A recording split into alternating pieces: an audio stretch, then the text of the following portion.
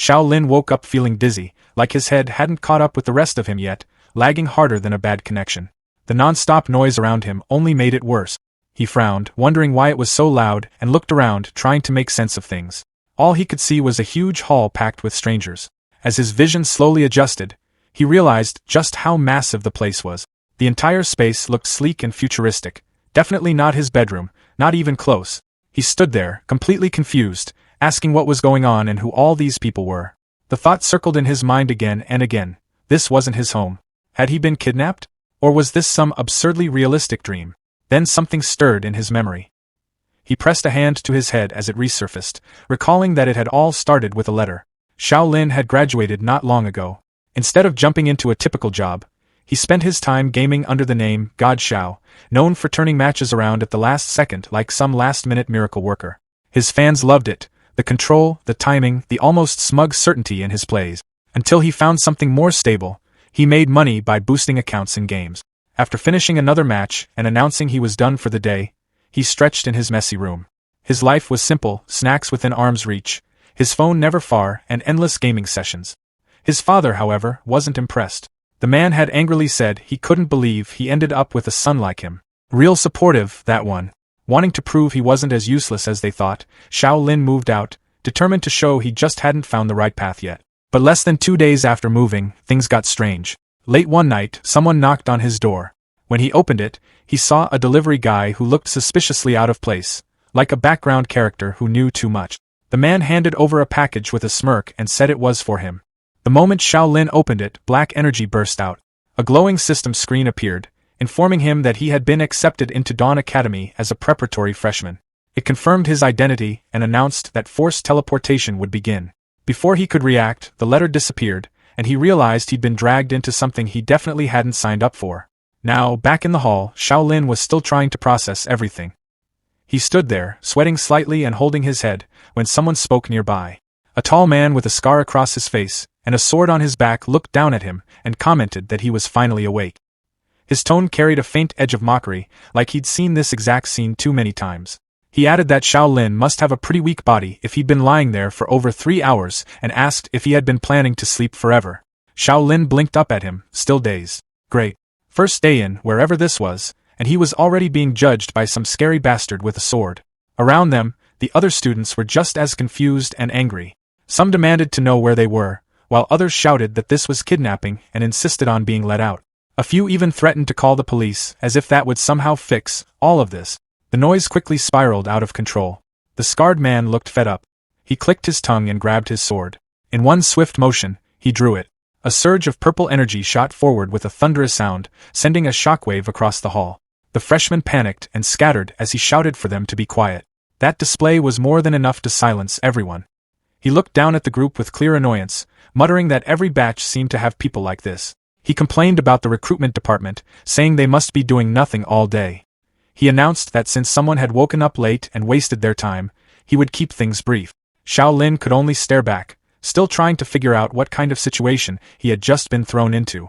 The scary bastard with the scar finally introduced himself, saying his name was Qin Chuan and that he was the counselor for freshman year, class 7.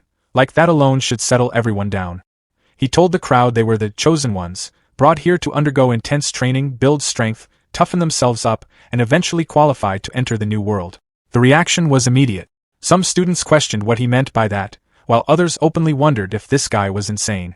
Before anyone could get carried away, he cut it off, saying the nonsense was over and ordering them to take out their credentials because the potential assessment was starting. Xiao Lin watched quietly, already thinking things through. Counting himself, there were at least 200 people here, which made it clear this wasn't some ordinary kidnapping. He looked around the futuristic hall again, wondering what this place was and whether he was even still on Earth. The whole new world idea sounded more like some kind of alien migration plan to him. He then watched as the first student stepped into a glowing pod. Xiao Lin figured this potential assessment sounded a lot like checking character stats in a game. The machine beeped and displayed complete. Qin Chuan glanced at the result and immediately dismissed it, saying a total attribute value of 24 was trash and telling them to move on. The next student did slightly better. Qin Chuan admitted 32 points looked decent and even showed a hint of excitement, but it faded quickly. He complained that the overall average was still too low and that only 1 or 2 people were worth noting. He muttered about reporting this to the principal and told the recruitment department to stop picking people out of a garbage dump before calling the next person. When it was Xiao Lin's turn, he stepped into the pod and the machine started beeping, but it didn't stop. Seconds passed, then more. While everyone else had finished in under 10 seconds, he had been standing there for nearly a minute. Even Qin Chuan began watching more closely, clearly expecting something unusual. Finally, the machine gave a loud beep complete. Xiao Lin let out a breath, thinking it was over. Qin Chuan called him over to check the results, and the moment he saw the screen, his expression changed completely. The system displayed, name, Xiao Lin, strength, 2, agility, 2, intelligence, 2, constitution, 3. Qin Chuan stared, then muttered in disbelief that the total was 9. He covered his eyes, saying he hadn't seen stats this bad since his own early days at Dawn Academy. He turned to Xiao Lin and called him a rare piece of trash, saying it was the first single-digit start he had ever seen. Xiao Lin felt his temper rise and thought that if Qin Chuan was so capable, he might as well send this trash back home.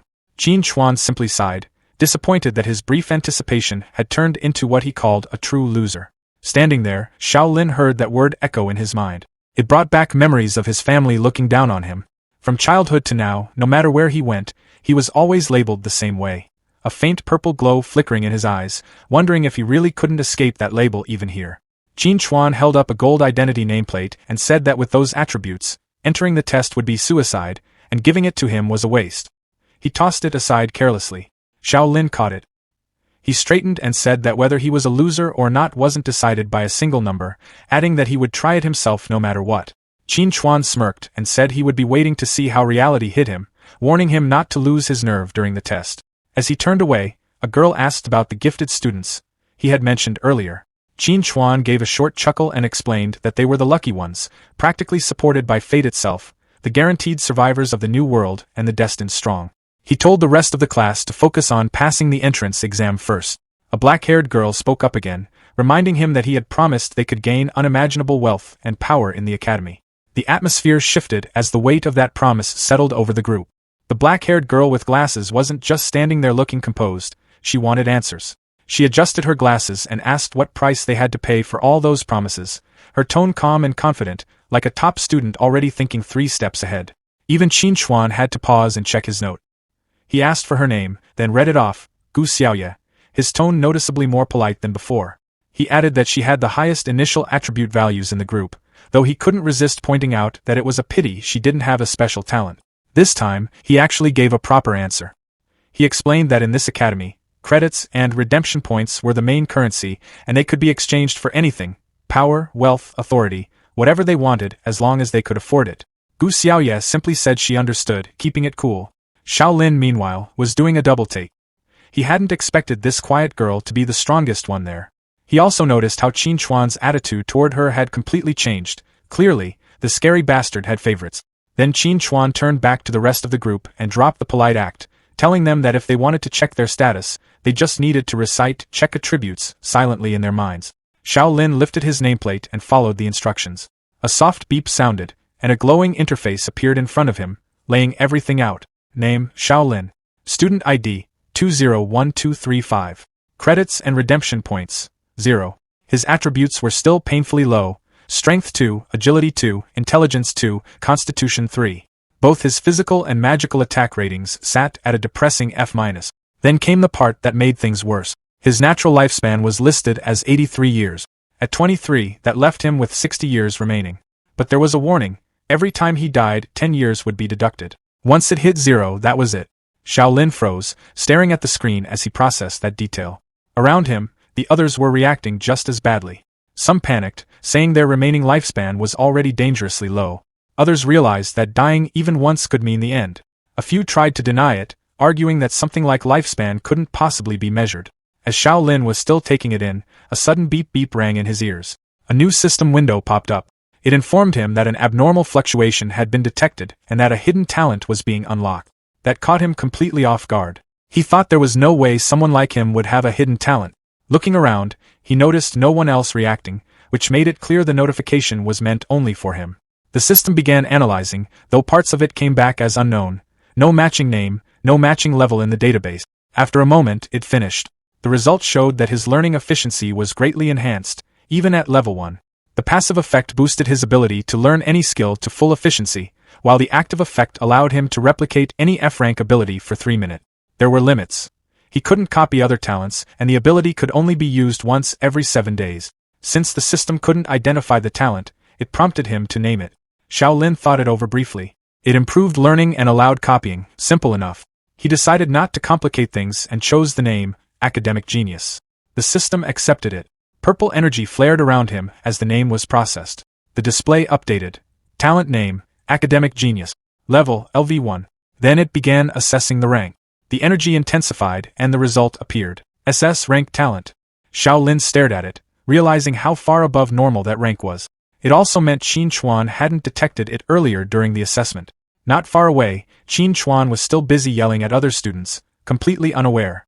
Xiao Lin's expression shifted into a small, confident smirk. He thought that an SS-class talent might be exactly what he needed to survive here. The label of loser didn't seem so fixed anymore. In his mind, God Xiao was back in play. The student with only 9 years left was visibly panicking, doing the math in real time and not liking the result. He asked what that lifespan actually meant, wondering if losing 10 years per death would just drop him straight to 0. He even asked if this whole thing was some kind of bug. Qin Chuan didn't bother explaining gently. Instead, he smacked the guy on the head and called him an idiot, making it very clear that yes, if he only had 9 years left, dying once would mean immediate, permanent death. Then, surprisingly, he said they were stupid for thinking this was bad news. He explained that outside the academy, people lost lifespan every year just by living, and once they died, that was it. No second chances. But here, lifespan wasn't just a countdown, it was a resource, a currency, something they could earn back. By completing missions and exchanging points, they could increase their strength and recover lost years. He pointed out that power, knowledge, wealth, and even lifespan were all within reach. In theory, as long as someone had enough credits, eternal life wasn't impossible. Gu Xiaoye adjusted her glasses and asked whether this rule applied everywhere or only inside the academy.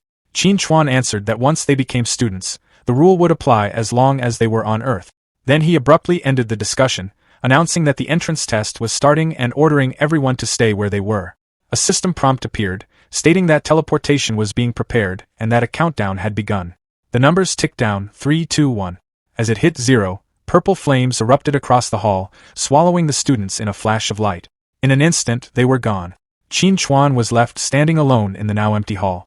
He clicked his tongue and muttered that this batch didn't have a single talented student, complaining that his evaluation score would probably suffer. He rubbed his head, clearly irritated by his luck. Then a loud laugh echoed through the hall. A man in a black t-shirt and camo pants walked in, casually smoking a cigar. He greeted Qin Chuan loudly and started bragging that his own class had produced 2 talented students, 1 A rank and 1 B rank, and even someone with initial stats over 40. Qin Chuan dismissed the bragging, saying stats alone didn't mean much and that talent was what really mattered. He mentioned hearing a rumor about a double S-rank freshman from Eagle Country the previous year. The other counselor laughed it off, saying that rumor had already been debunked since there was no record of it in the central database. He added that even S-rank talents were extremely rare. Qin Chuan agreed, remarking that there couldn't be many in the world, completely unaware that an SS-rank anomaly had just been sent into his own test. Meanwhile, deep inside the goblin nest, the air was thick with a sickly green fog. The students reacted immediately, gagging and covering their noses as they complained about the smell. Xiao Lin stood among them, noticeably less affected, focusing instead on his system screen. The mandatory mission was straightforward: escape the forest within 1 hour and reach the safe zone. The reward was 10 credits and 100 exchange points. There were also optional missions: kill 5 goblins or take down the Goblin King, for higher rewards. To prepare them, the system distributed a pre-student exclusive gift pack, each containing a random weapon. Then another notification appeared, clarifying that there would be no death penalty during this test. The mood shifted instantly.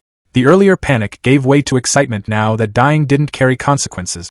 Xiao Lin opened his gift pack and received a novice staff with an F-rank magic rating. It came with a skill called Energy Ball, which consumed mental power. At the same time, he unlocked Basic Wand Mastery. He observed that the system felt very similar to the games he used to play: skills, stats, progression, all of it. Gripping the staff, he watched as faint purple energy began to gather at the crystal tip.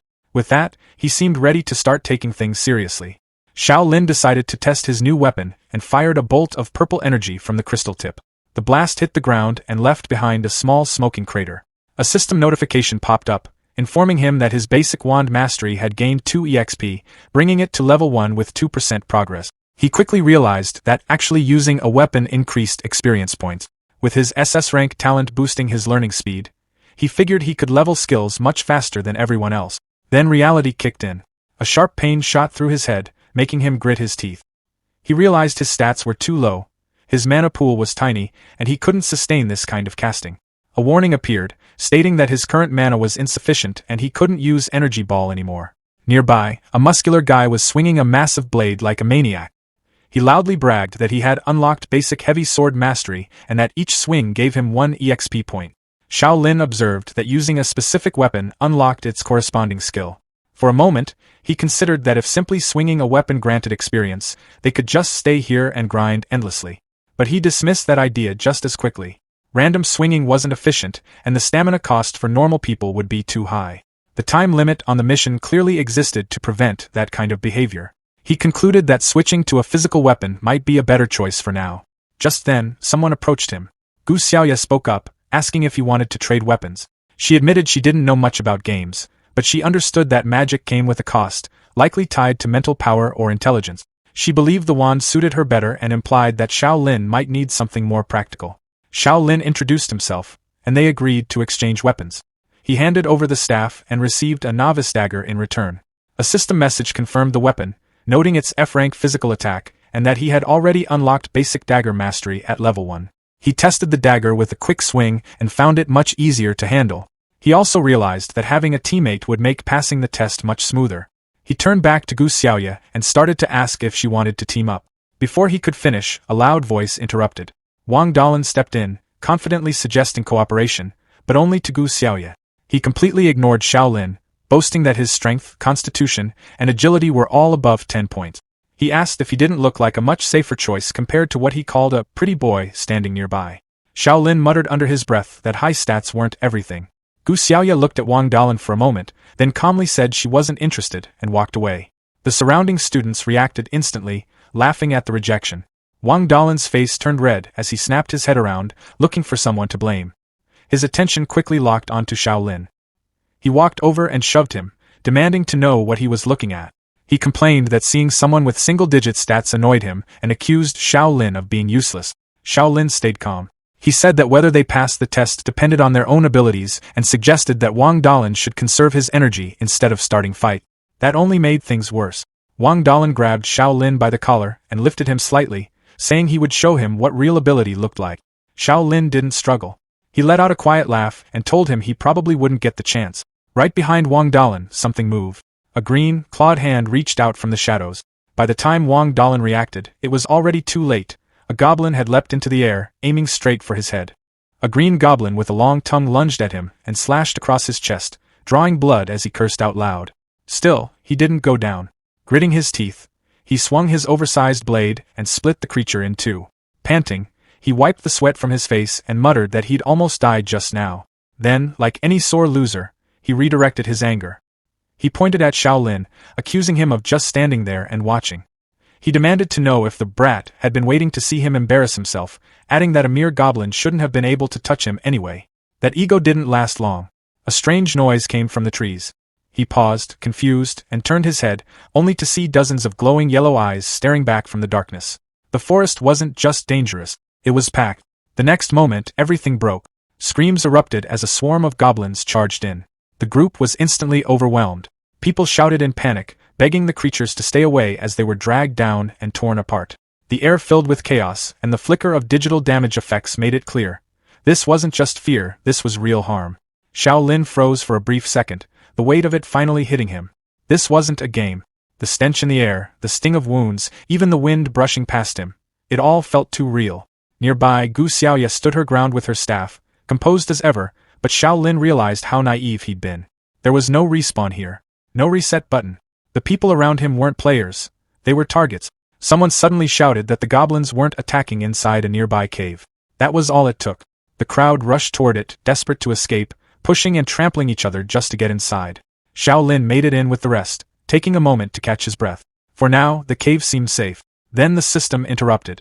A glowing blue window appeared, showing a countdown, just under 30 minutes of protection remaining. So much for a safe zone. Xiao Lin knew waiting wasn't an option.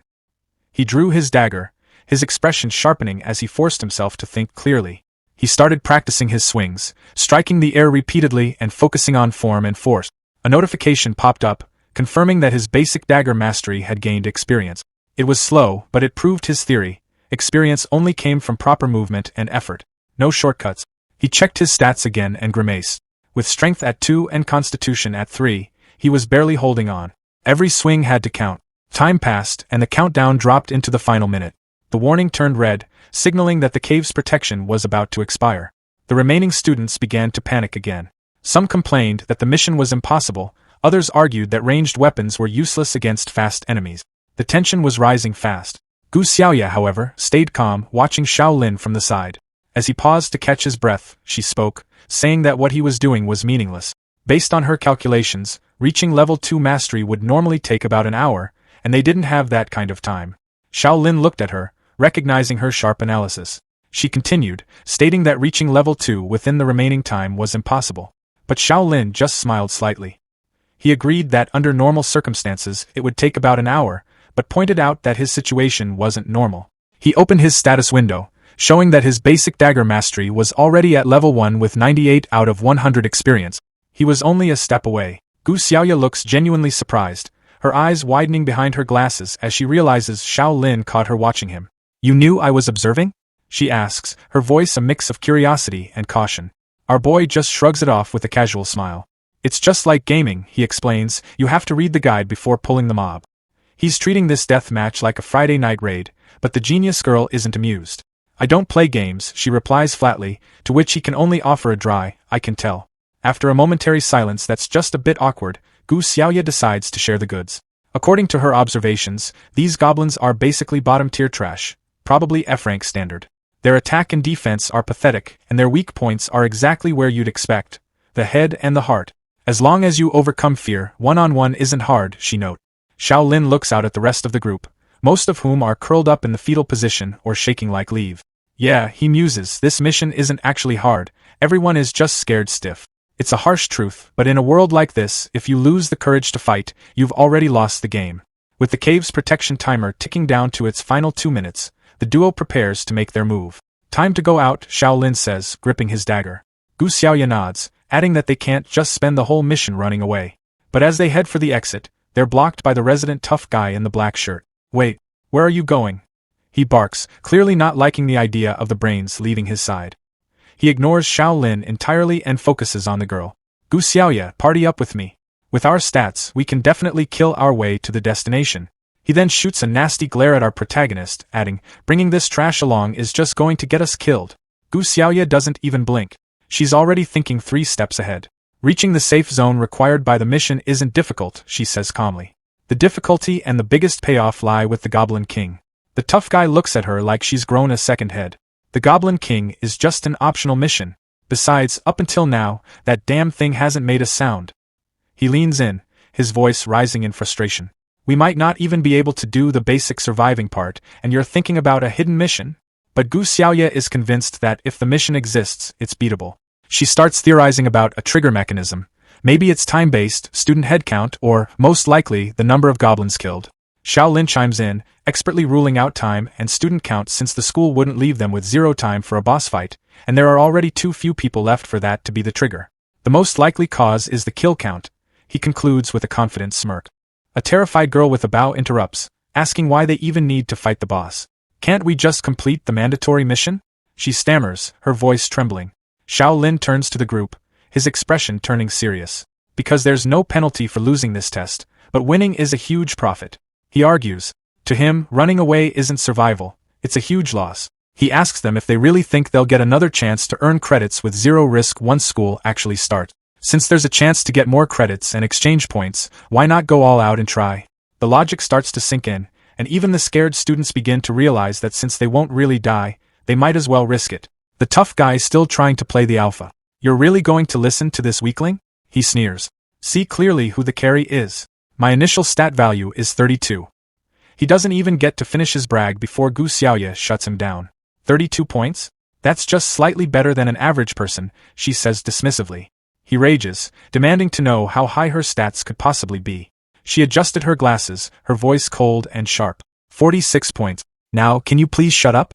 The silence that follows is deafening. The tough guy looks like he's just swallowed a lemon, and even Xiao Lin is internally reeling. 46 points, that's fully more than 5 times mine.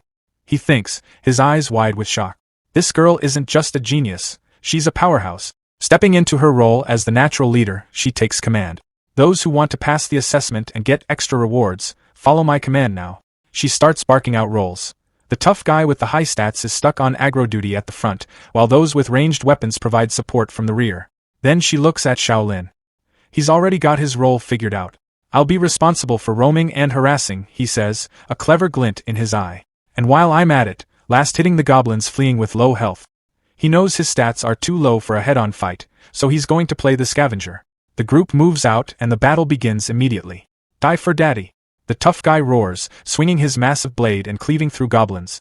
Behind him, the archer girl pulls her string taut and lets an arrow fly. It's chaos, but it's organized chaos. A goblin leaps at one of the girls, but Xiao Lin is a blur of motion. He intercepts the beast, his dagger finding its mark with clinical precision. A system notification flashes. Slay Goblin X1. The girl thanks him with a shaky thank you, but he's already focused on the next target. Just like that, he reminds himself, don't get tangled in a frontal fight. Save stamina, and just look for the chance to land the last strike. It's a cold, efficient strategy, and it works. Notifications start flooding his vision. Slay Goblin X2. Slay Goblin X3.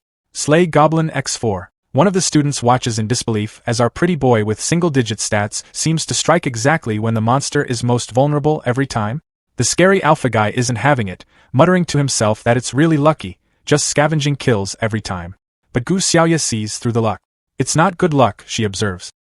He seems to always dodge the goblin's line of sight in advance, even predicting the goblin's movements. A new ping rings out, Basic Dagger Mastery EXP +6. And then, the screen flashes with the big level up. Basic Dagger Mastery level up. Current level, 2. Xiao Lin wipes a bit of grime from his face, thinking about how his gamer habits finally became a life-saving skill. Luckily, I managed to snag a set of immersive VR games back then and played like crazy for 2 months, he recalls. Otherwise, I really wouldn't be able to last hit so precisely. Suddenly, a sharp alert interrupts his thoughts. The system window announces, database detection complete. You are the first student among this year's freshmen to reach skill level 2. It turns out being a tryhard pays off as the school grants him a free skill unlocked, Heavy/LV1. The description reveals it's a powerful strike that depends on his current strength, though it's a stamina hog with a 1-minute cooldown. Xiao Lin clenches his fist, a confident grin spreading across his face. Leveled up and got a new skill. And just one goblin short, optional mission 1 will be complete. He spots his final target and lunges forward. He drives his sword into the creature, and the system confirms the kill. Slay Goblin X5. Optional mission 1 completed. He catches his breath, satisfied. Finally finished one mission. But just as he starts to relax, a strange static noise echoes through the clearing. D disappeared? The alpha guy stammers, watching in confusion as a nearby goblin literally dissolves into digital pixels. Hey, what's the situation? The disturbance intensifies as a massive announcement box takes over the sky. Goblin population reduced by 1/3, hidden conditions now met. Activating boss.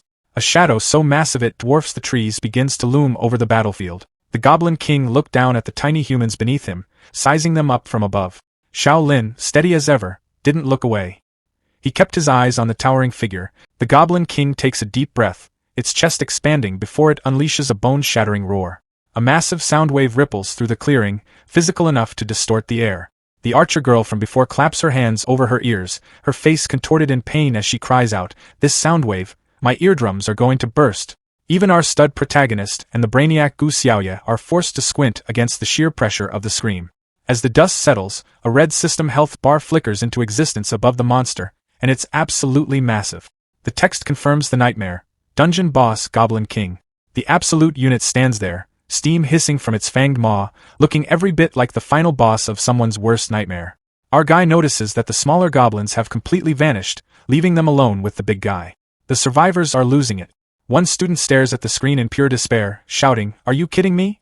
Its health bar is longer than my lifespan. How am I supposed to fight such a terrifying monster?" Another guy decides he's had enough of this Super Magic Academy experience, yelling, "I quit! You guys fight it yourselves," as he turns tail and runs into the woods. Our protagonist reaches out, shouting a warning, Don't run around. He's realized something critical about the boss's mechanic. He notes that these goblins have a specific trait. Their field of vision is tiny, but their sense of smell and hearing are extremely keen. We see the Goblin King's ear twitch as it tracks the sound of the fleeing student's footsteps. Its glowing yellow eye locks onto the coward. Our guy grimaces, knowing that the student's actions just painted a massive target on his back. Meanwhile, Wang Dalin, that scary bastard with the giant sword, isn't ready to give up his carry status. He barks at the remaining survivors. What the hell are you afraid of?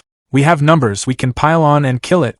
With a roar of his own, he leaps into the air, hoisting his massive blade high. Big guy, take this blade. He swings with everything he's got, but the Goblin King doesn't even flinch. It just watches him with one bored, glowing eye before delivering a casual, point-blank punch straight into Wang Dalin's gut. The impact is brutal. The top-tier stat holder is sent flying backward like a ragdoll, smashing into a solid rock wall with a sickening thud.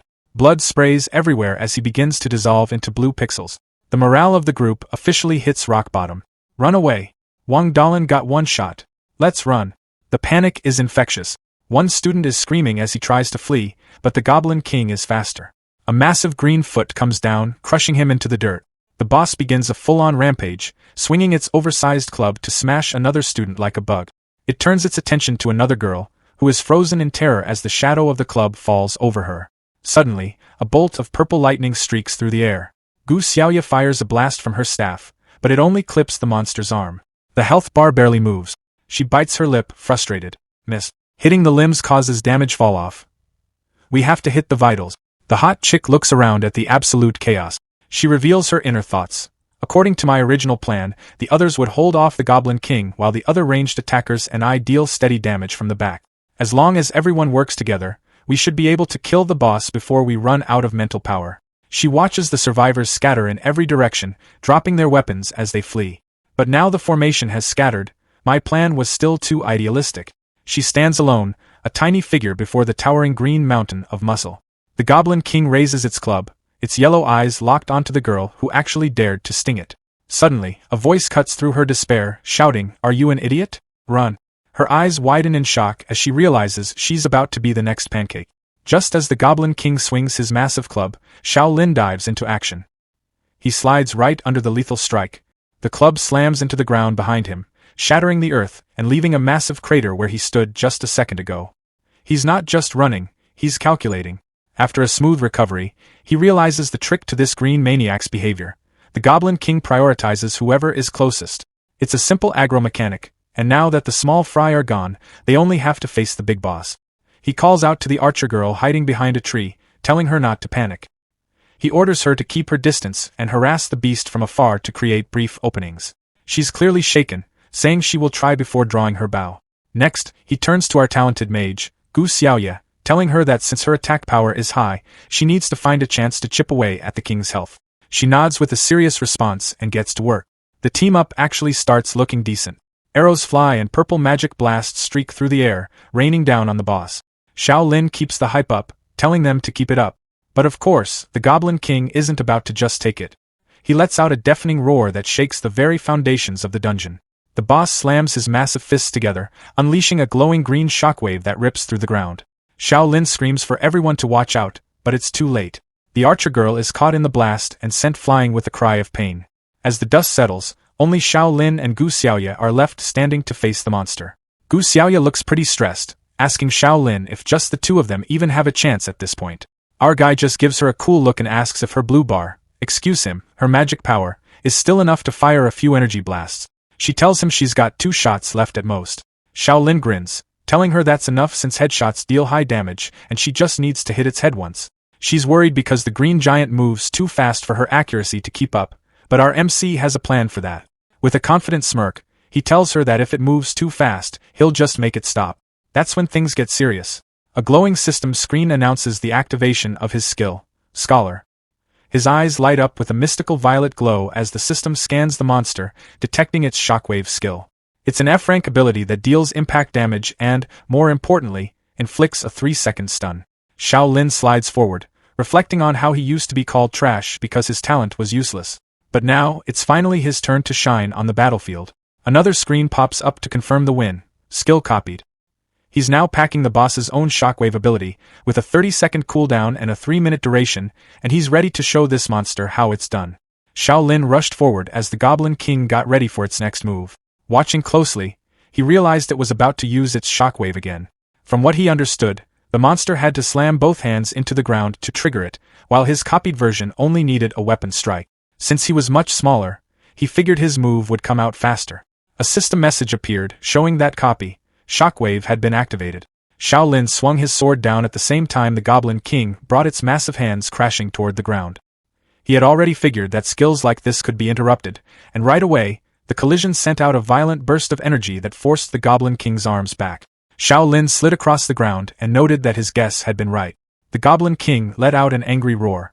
Xiao Lin reminded himself that he couldn't keep using the skill back-to-back, and had to wait for the cooldown. The system showed 22 seconds remaining as the monster kept attacking without slowing down. Out of nowhere, a huge purple blast of magic slammed straight into the Goblin King's chest. The monster let out a loud roar as its health bar dropped. Gu Xiaoya appeared nearby, leaning on her staff, sweat running down her face. Struggling to catch her breath, she said she couldn't keep going much longer and only had one attack left. At the same time, she couldn't understand how Xiao Lin had managed to interrupt the Goblin King's skill with stats like his. The system showed the cooldown, 16 seconds. The Goblin King ripped a massive rock from the ground and threw it. Xiao Lin barely moved out of the way in time and noted that it was way too close. He realized the next hit wouldn't be something he could avoid. With a small grin, he decided he wouldn't even try to dodge.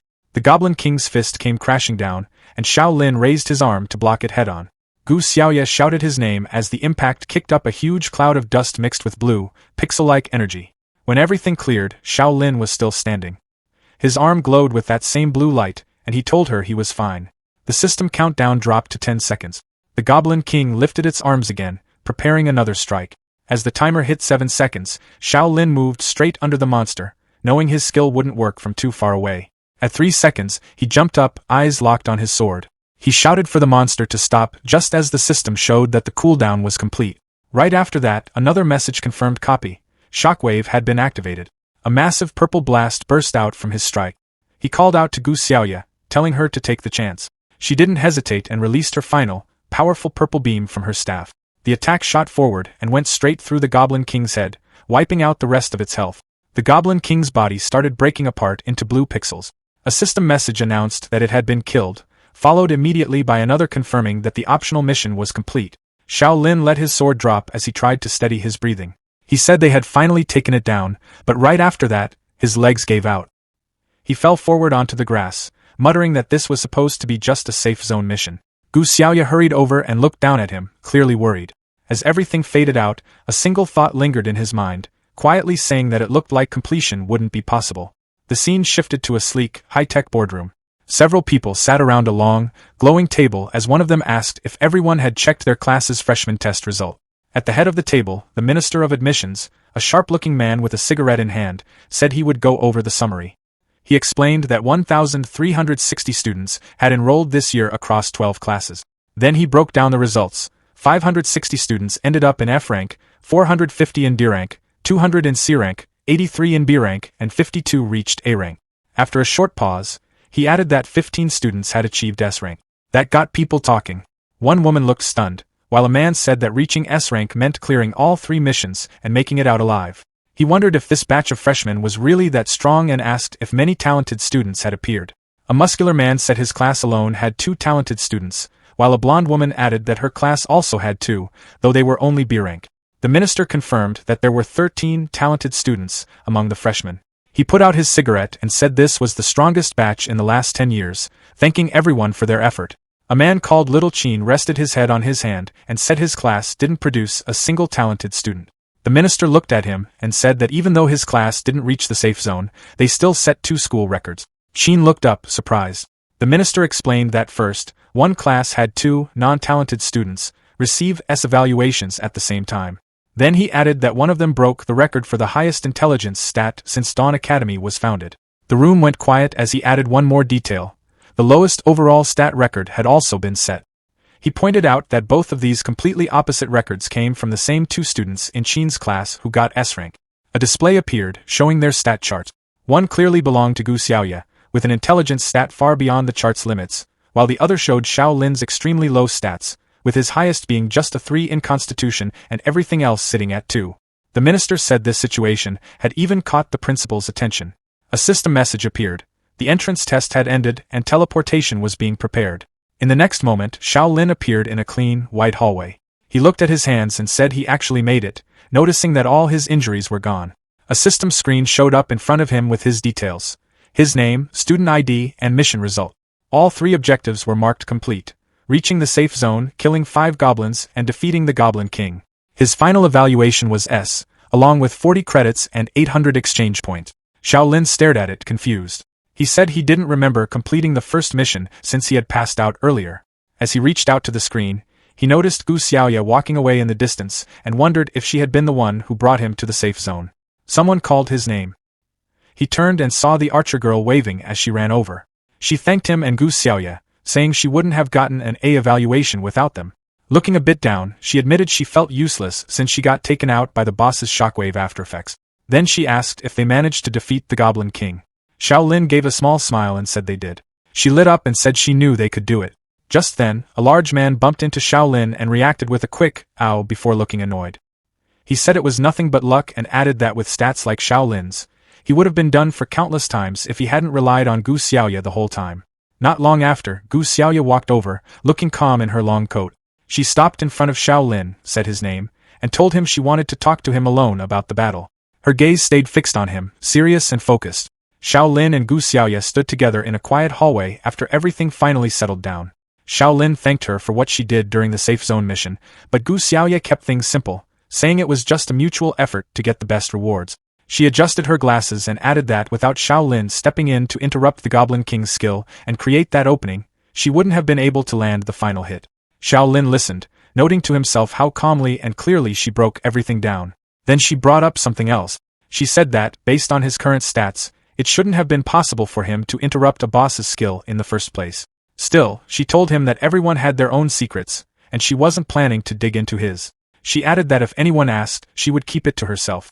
Xiao Lin thanked her, rubbing the back of his head a bit. Gu Xiaoya then mentioned that the smart brain system in their nameplates had a communication feature and suggested they add each other as friends. Xiao Lin agreed, and she told him to silently say smart brain to bring up the interface. As he did, a screen appeared in front of him showing his basic info, his name, student ID 201235, along with 40 credits and 800 exchange points. His stats were all low, with strength, agility, and intelligence at 2, and constitution at 3. Gu Xiaoya asked for his student ID, and he told her. Almost immediately, a notification popped up saying he had received a friend request from her. Xiao Lin accepted it, and the system confirmed they were now connected. Right then, Qin Chuan's voice echoed through the area, calling for all students who received an F rank to gather at the entrance right away. He then instructed everyone else to open their smart brain maps and head to the central playground. As people started moving, Qin Chuan called Gu Xiaoya over, saying he wanted to speak with her. She agreed and followed him, leaving Xiao Lin by himself. Xiao Lin opened his map and saw that the route to the playground went through the courtyard.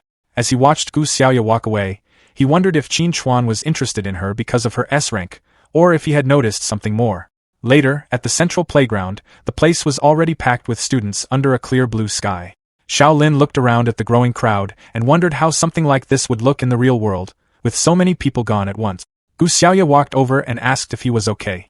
As she passed by him, Xiao Lin noted to himself that he hadn't said anything he shouldn't have. Voices suddenly called out, telling everyone to make way.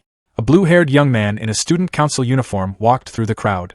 Not long after, an official told the students to line up according to their classes. The young man stepped up to a podium where a blue crystal floated in the air. He introduced himself as the student council president and explained that the principal was delayed but would arrive later.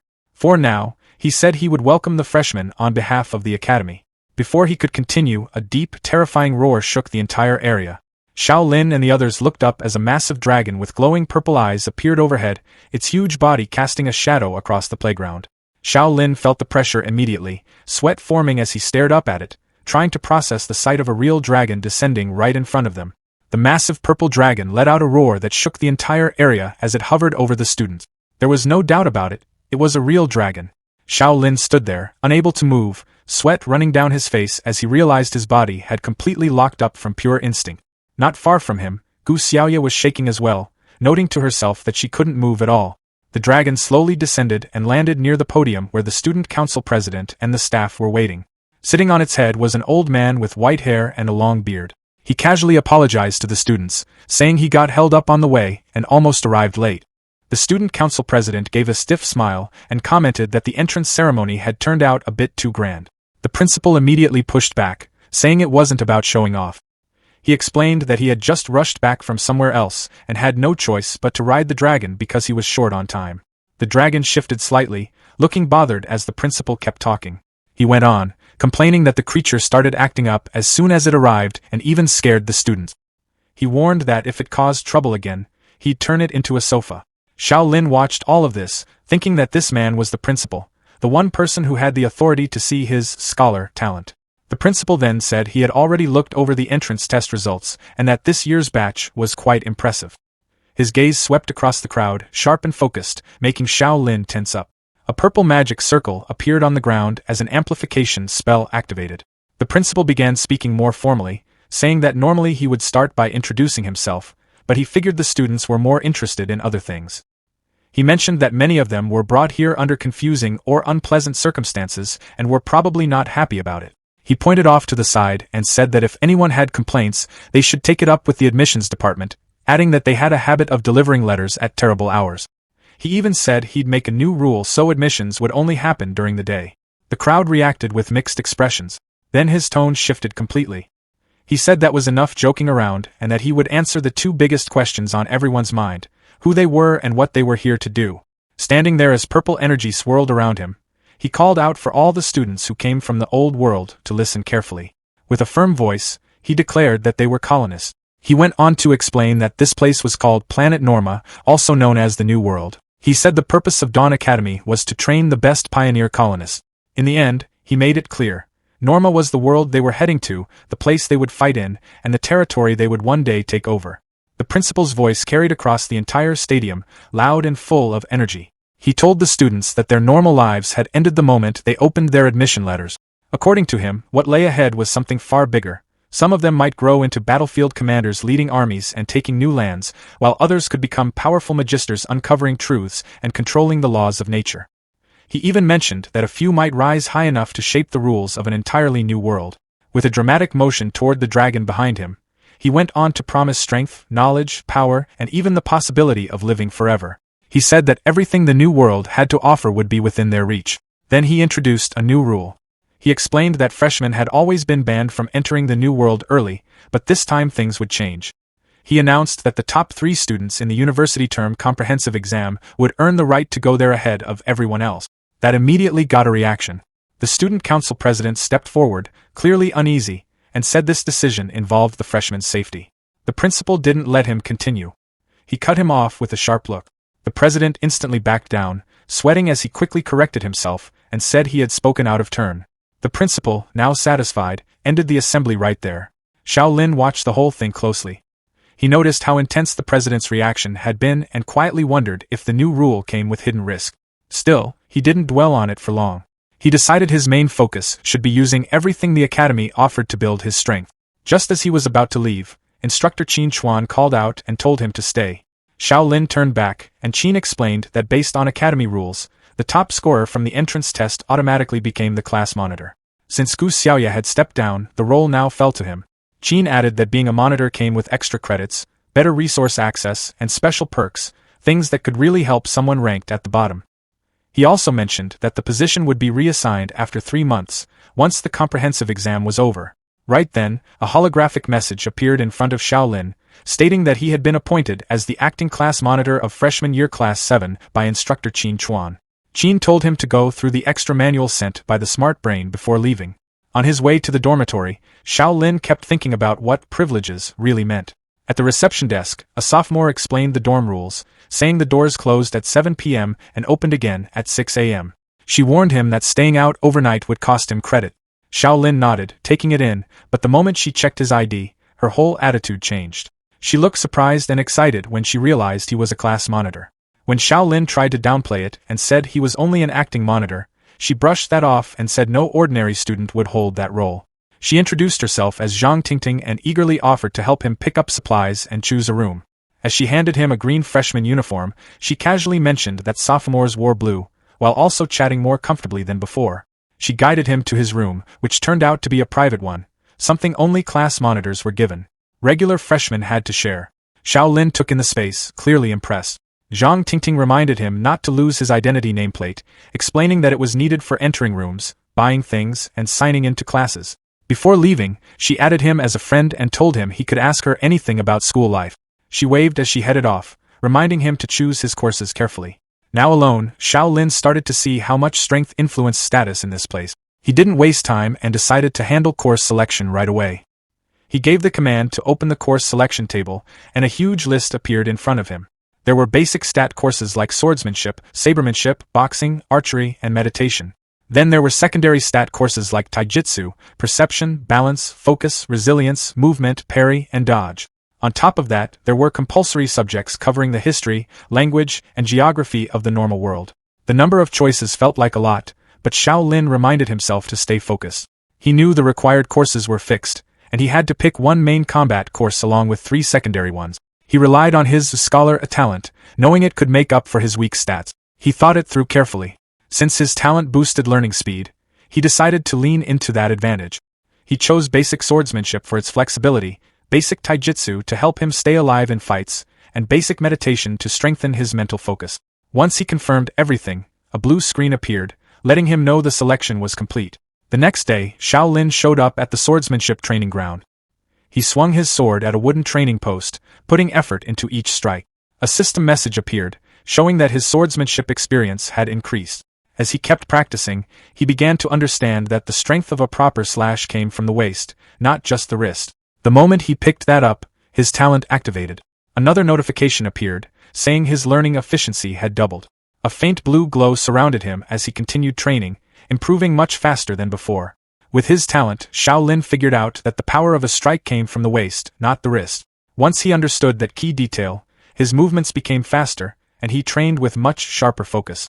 Before long, his swordsmanship reached level 3, and he noticed that he was progressing at almost twice the normal speed. Nearby, another student dropped to the ground, completely worn out, complaining that his arms couldn't handle it anymore. Watching the scene, the instructor, Chung Na, commented that this year's freshmen were even worse than she expected. She then warned everyone that no one would be allowed to leave until they reached level 3 in swordsmanship. One student started complaining that choosing her class was a mistake and said she was way too harsh. Others joined in, pointing out that it usually took at least 3 hours just to reach level 2. Amid the noise, Xiao Lin called out to Chung Na, getting her attention. He told her that his swordsmanship had already reached level 3 and asked if he could leave early.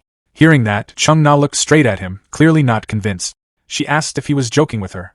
In the training arena, Chung Na called Xiao Lin over, referring to him as that lucky guy with single-digit stats who supposedly rode his teammates' effort to get an S-rank evaluation. She told him that if he wanted to skip class, he should at least come up with a better excuse, making it clear she didn't believe he had reached level 3 that quickly. Xiao Lin stayed relaxed and told her the data panel could confirm it, even suggesting she check it herself. Chung Na let out a dismissive laugh, saying there was no need to look at boring data. With a faint smirk, she decided to handle it her own way. A red system warning suddenly appeared, announcing that the substitute teacher, Chung Na, had activated high-level teaching permissions. Blue digital codes spread through the air, and the surroundings began to distort. Another notification followed, informing everyone that the all-system training simulation arena was about to open and telling students to get ready. Xiao Lin looked around as the training ground faded away. In its place appeared a dark, empty wasteland covered in piles of skulls and bones. Chung Na now stood there in dark armor that looked like it was made from bones. She told him that instead of staring at numbers, it made more sense to test things in real combat. A system message popped up, welcoming them to the all-system combat simulation arena. They stood near the remains of a massive skeletal creature, as Chung Na explained that the academy had removed the original rules of the normal world and poured huge resources into building this training space. She stepped closer and told him that while he wouldn't actually die here, everything he felt, including pain, would be completely real. She added that opening this arena had cost her a lot of exchange points. With a simple wave of her hand, one after another, armored skeleton soldiers started climbing out of the earth. Chung Na told the brat to prove his level 3 swordsmanship in real combat, mentioning that these skeletons were about as strong as the goblins from the entrance exam. She then sat down on a throne made of bones, watching him with an amused smile. She told him that if he managed to clear this dungeon, she'd let him leave class early, Not just today, but in the future too. Just then, a heavy blade came swinging toward Xiao Lin. He moved aside just in time as a system interface appeared, showing the mission details. The undead dungeon had opened, and he could either survive for 40 minutes or take down 20 skeleton soldiers to clear it. Xiao Lin pressed his lips together, thinking that opening something like this just to check a freshman's level was completely over the top. Another notification appeared, saying he had received a fine iron dagger, with a low physical attack rating. He tightened his grip on his sword, sweat forming on his face as he understood his options, either hold out or fight his way through. He chose to fight. He rushed forward and struck a skeleton across the neck. The system updated his progress, showing 1 enemy down out of 20. As he moved, he worked it out in his head. If he targeted weak spots, it would take about 2 hits per skeleton, meaning around 40 clean strikes to finish everything. Getting ready, he moved toward the center of the group. From her bone throne, Qing Na watched closely. She hadn't expected this. She had assumed he would panic, apologize, and ask her to shut everything down right away. Instead, he charged straight in. As she continued observing, she admitted to herself that his movements were actually solid. His steps, the way he used force, and the angle of his strikes all looked properly trained. It left a strong impression on her. She admitted to herself that he was better than the others, but also noticed that his base stats were still quite low. Then she realized he had chosen swordsmanship and meditation classes to improve those stats. Even with those weak stats, Xiao Lin had already defeated 13 skeletons on his own. To Chung Na, that alone was impressive. The timer showed 28 minutes remaining, but his stamina was starting to drop, and he ended up taking a hit to the back from one of the skeletons. Seeing that, Chung Na said that was enough and told him to face reality, adding that there was no way he could win like this. She told him to give up and follow her instructions, but Xiao Lin stayed on his feet, still ready to continue. At that moment, a new skill called Heavy Slash activated in his system. With a single swing, he took out several skeletons at once, pushing his count up to 16. Chung Na reacted with surprise and wondered how he suddenly gained a skill like that. Xiao Lin kept going. He used the attack again and cleared the remaining enemies one by one until all 20 skeletons were defeated. With the last one down, the challenge was complete. Breathing heavily, he looked toward Chung Na, who was still seated on her bone throne. With a tired smile, he told her he had completed the requirement she set at the start of class. Hearing that, Chung Na began to think that a freshman getting an S rank might not have been luck after all. Far away in the council room, the president sat there casually signing papers like nothing was wrong. An assistant nervously pointed out that the new kid's schedule was completely absurd and showed him the screen. The president took one look and couldn't believe it. Xiao Lin had literally picked every single class available. Later, over in the infirmary, Instructor Nana was going back and forth with the president. She sounded annoyed, asking if that preppy guy really thought her class went too far. The president kept it calm, saying the complaint was only because the students were still clueless freshmen. Instructor Nana turned away and basically said being harsh now was the only way to keep them alive later. The president didn't argue. He clearly got her point, even if it was cold. Instructor Nana sighed, flipping her hair like she was already done with this boring back and forth. Then a groan came from the bed. Both of them looked over as Xiao Lin slowly woke up from that brutal virtual beatdown. He blinked a few times, trying to figure out where he even was. After looking around and catching that strong medicine smell, he figured out he was in the school infirmary.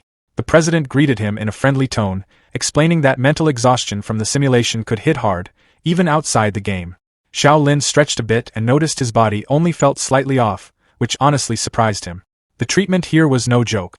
The president smiled, pointing out that Xiao Lin's recovery speed was kind of insane. The president told Instructor Nana to leave the room immediately. She stomped her foot and complained that he was seriously abusing his authority, sounding clearly annoyed. Then she turned away, slammed the door behind her, and marched down the hallway. Out of nowhere, she popped her head through the door again and shouted at Xiao Lin. Pointing straight at him, she said she keeps her promises, so he was free to leave her class early from now on. Then she added a warning, trying to train both styles at the same time?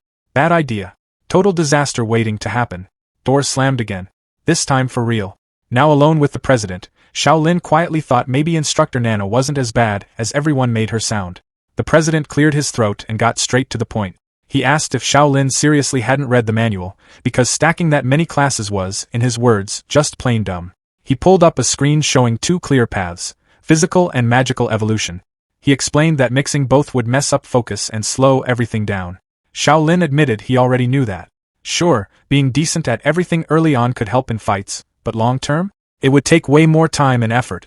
The president warned him again, but Xiao Lin didn't back down. He confirmed he understood the risks before making his choice. In his mind, he could already picture his skill tree branching out in all kinds of complicated directions. Gripping the sheet under him, he made it clear. He had the guts to go through with it. The president sighed, realizing this kid wasn't changing his mind anytime soon. Then suddenly, a notification popped up. It was from the director. The president frowned while reading it, clearly confused. Standing up, he told Xiao Lin that the old man himself had approved that crazy schedule. Still, he added that it would be adjusted so Xiao Lin wouldn't completely burn out by day 2. Left alone in the infirmary, Xiao Lin had a feeling that old man was watching him way more closely than he let on.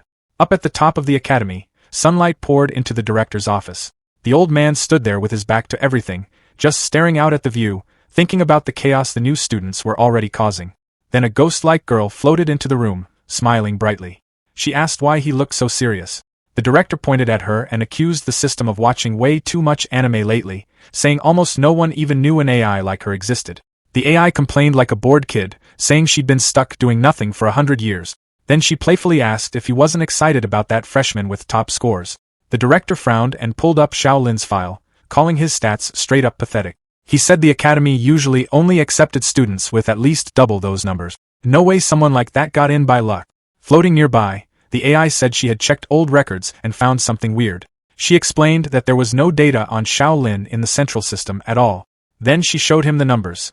1,360 people were brought in, but only 1,359 admission records existed. She mentioned that kind of system error had never happened before. The director immediately told her to pull up Xiao Lin's admission letter so he could check it. She refused. Just like that. Laughing at his reaction, she said even she couldn't access it because it was heavily encrypted. That's when it really hit him. This situation was way deeper than it looked. After a long sigh, the director decided to drop it for now and keep everything quiet. No need to start panic over something this strange. The holographic girl went along with the plan and hid the corrupted file without hesitation. The director then cast a security spell and ordered that all the other admission letters be protected right away. The system followed his command, locking down the newbie data to make sure nothing like this happened again. With a slightly teasing tone, the girl pointed out that he was clearly worried someone might uncover the truth behind those letters. The old man just gave a faint smile and brushed it off, saying he'd be heading back to their planet the next day. He made it clear he didn't want anyone messing with Xiao Lin's development. After that, he left everything at the academy in the AI's hands and took off. The next day, the academy cafeteria was packed, with rows of trays neatly lined up as students grabbed their meals. At one table, a senior girl stared at Xiao Lin with wide eyes and asked if he was really the same guy who had passed out after just one class yesterday and ended up alerting the student council president. Xiao Lin looked down a bit awkwardly and admitted that, yeah, it was him. At the same time, he wondered if his unlucky moment had already spread across the academy. The senior let out a sigh and told him he should probably consider himself unlucky. She added that Senior Cheng Na had a pretty intense reputation and wasn't someone people wanted to deal with. As they ate, Xiao Lin asked if only teachers could open the holographic simulation arena. The senior looked at him, surprised, and asked if he hadn't checked his class monitor permissions yet.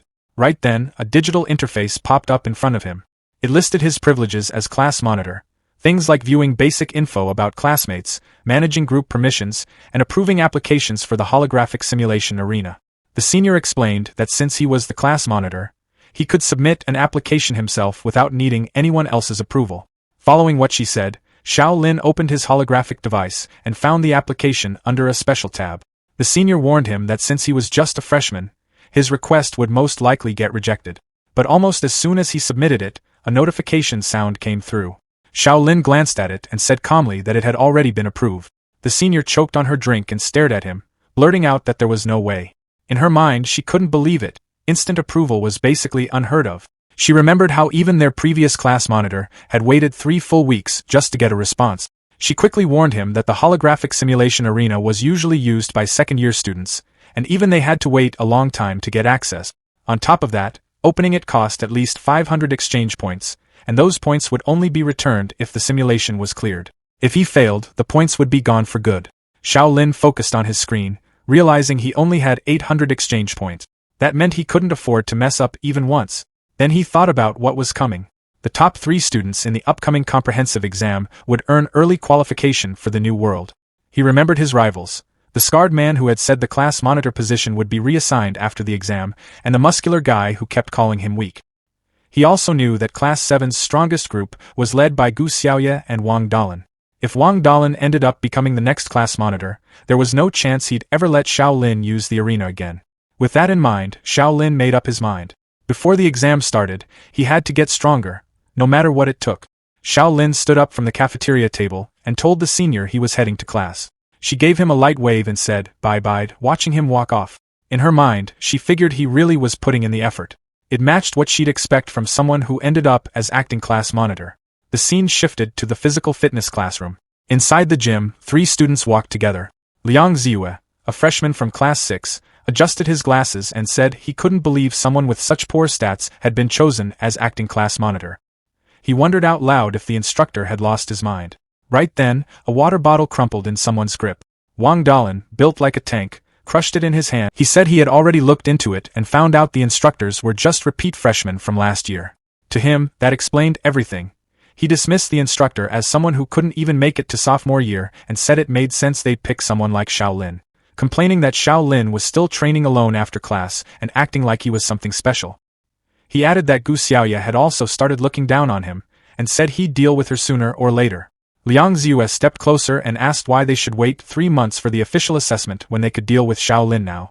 Dalin looked at him, confused, asking what he meant. Liang Ziyue smiled and said he knew a sophomore from the disciplinary department. He pointed out that breaking school rules led to point deductions, then leaned in and quietly explained his idea. Meanwhile, Xiao Lin was alone in the gym, running hard on a treadmill. System notifications kept popping up as he pushed himself. Basic physical fitness, EXP +2, then another +2. He finally stopped, breathing heavily, sweat covering his face, as a system window showed his progress. He glanced at the time and noted it was almost 7. The wall clock read 6:55. In his head, he figured it was about a 10-minute walk back to the dorms, just enough to make curfew. As he headed toward the exit, he felt a bit more confident. At this pace, if he kept training every day after class, he figured he could reach level 2 by next week. He reached for the door handle and tried to turn it, but it didn't move. He paused, letting out a quiet huh, as he tried again. Then it hit him. The door wasn't opening. Looking at it more closely, he realized what was going on. It had been locked from the outside. Inside the training ground, sharp clicking sounds echoed as Xiao Lin kept trying the door handle again and again. After a few tries, he realized what was going on. Someone had locked it from the outside. He figured whoever did it hadn't even bothered to check if anyone was still inside. Curfew was coming up fast, and he started thinking he might actually end up spending the whole night in the gym. Then another click sounded, and just like that, the lights shut off. The entire place went dark and quiet. Xiao Lin let out a small, uneasy laugh and told himself it was just the scheduled lights-out time. Still, he couldn't help but complain in his head that a school like this didn't seem like the type that needed to cut power at night. Outside, under a thin crescent moon, 2 students in formal uniforms walked across the academy ground. Han Sen, from Year 2 Class 8 and part of the disciplinary department, reported that Liang Ziyue had confirmed a freshman acting class monitor was breaking the rules by moving around after curfew. Chen Yu, the second-year head from Class 1, responded in a firm tone. He said that if a freshman acting class monitor was openly ignoring curfew, it had to be handled seriously as a warning to everyone else. He added that with the principal away and the student council president busy with bigger matters, it was up to the disciplinary department to keep things in order without slipping up. As the acting head for the freshman year as well, he made it clear he wouldn't tolerate any carelessness when it came to discipline. Han Sen nodded slightly and agreed, calling him Brother Yu. When they reached the training ground, Han Sen told Chen Yu he'd go in first to check things out. As he walked toward the entrance, a faint, calculating smile appeared on his face. He figured that since the target had just become acting class monitor, there had to be plenty of exchange points on him. To Han Sen, this looked like a perfect chance to gain something. He unlocked the door and stepped into the dark gym, but stopped almost immediately, letting out a quiet, confused sound. He looked around at the silent treadmills and weight equipment, wondering where the student had gone. Chen Yu stepped in behind him and asked what was going on. Han Sen casually replied that he thought he heard something, like someone hiding nearby. Meanwhile, Xiao Lin stayed pressed tightly against the wall in the shadows, keeping completely still as the 2 seniors searched the room. Inside the dark gym, Han Sen looked around, clearly confused, muttering that this didn't make sense. Chen Yu stood nearby with his arms crossed and pointed out that the door had been locked from the outside the whole time, so there was no way anyone could have been inside. He suggested Han Sen probably just heard something wrong. Han Sen wiped the sweat off his forehead and gave a light, uneasy laugh, saying that might be the case. He then suggested they move on and continue their patrol. As the 2 of them turned to leave, Han Sen's face tightened with annoyance, quietly wondering where the kid had gone. In the background, Xiao Lin slipped away unnoticed, blending into the darkness. Once he made it outside, Xiao Lin quickly moved behind a tree and let out a slow breath. He thought about how close that had been. If they had found him, there was no doubt he would have lost points. Freshmen weren't allowed to be out at night at all. Keeping low, he started going over everything in his head. The timing felt off. He had been locked inside the training ground, and right after that, the disciplinary department showed up at that exact spot. It felt too convenient. He wondered if someone had set him up, or if he was just reading too much into it. He tilted his head up and looked at the night sky and paused. There weren't one, but two moons hanging above him. He remembered what the instructor had said about the academy being modeled after the normal world, and it clicked for him that the new world must have two moons. The view felt strange but also oddly captivating. Since going back to the training ground wasn't an option, Xiao Lin walked into the quiet, moonlit woods. For now, he figured the most important thing was finding somewhere safe to stay until morning. Then, without warning, a massive shape appeared ahead of him. A dark snout released a thick cloud of smoke, and a huge purple eye slowly opened. Xiao Lin stopped on the spot as a giant purple dragon came into view, its scales reflecting the moonlight. He recognized it right away. It was the same dragon from the entrance ceremony. The creature began to move, its large wings spreading out with a heavy, sweeping motion. It rose up, towering over him, its glowing eyes fixed directly on Xiao Lin. Xiao Lin ran as fast as he could, pushing himself forward while shouting at himself to keep going. Faint blue streaks of energy trailed behind him as he moved.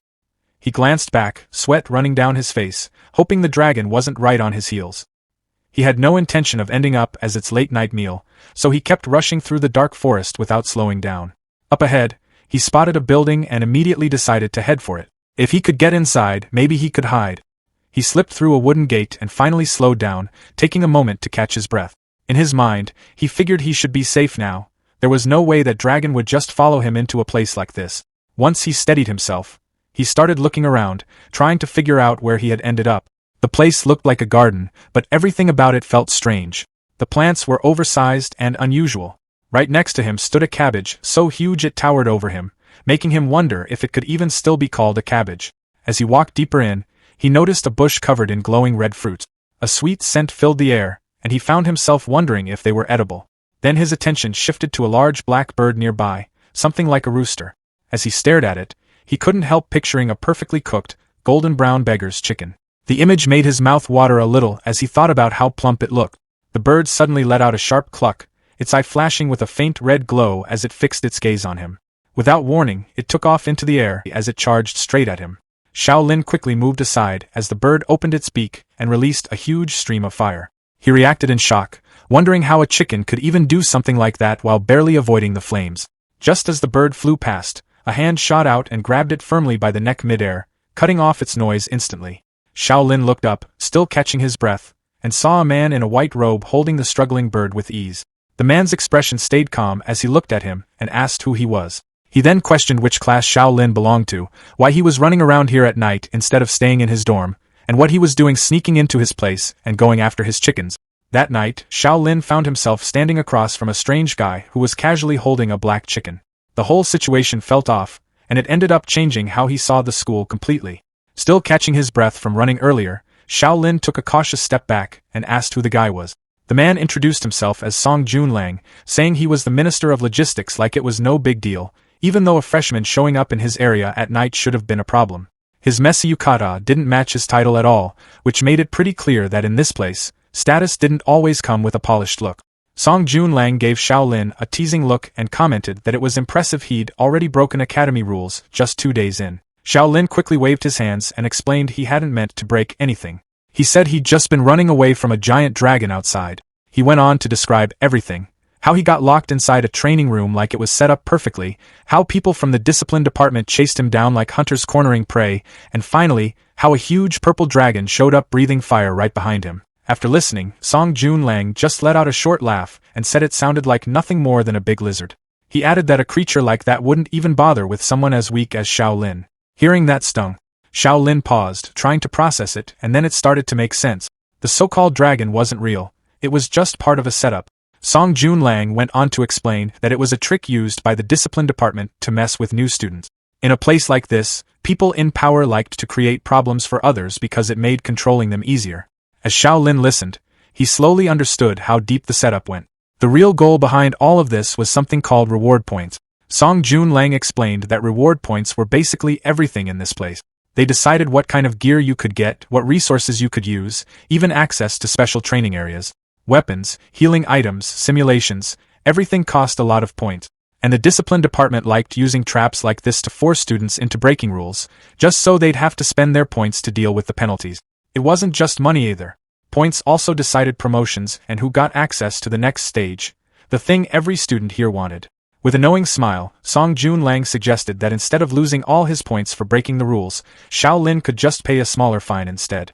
Xiao Lin clenched his teeth, already convinced that Wang Dalin had worked with the discipline department to set him up. Right then, Song Jun Lang's expression changed. He stepped closer and started listing everything Xiao Lin had done wrong, being out past curfew and entering the logistics department without permission. Just those 2 violations alone were enough to wipe out the small number of points Xiao Lin had left. The sound of quick footsteps coming from behind the gate suddenly broke the quiet. The patrol team had caught up. Song Jun Lang didn't look bothered at all. He casually gave Xiao Lin a choice.